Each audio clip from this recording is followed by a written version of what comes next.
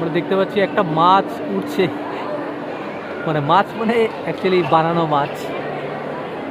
এটা কিভাবে উঠছে আমি জানি না, কি টেকনোলজি ওদের মধ্যে আছে,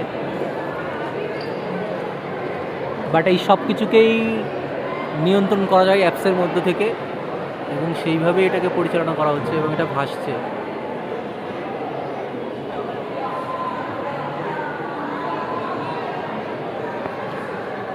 দারুণ দারুণ দারুণ দারুণ দারুণ দারুণ সব কিছু। ওয়াও, এটা তো আস্তে আস্তে নিচে নামছে, কিউট। একদম একটু নিচে এনে আবার উপরে উঠিয়ে নেবে।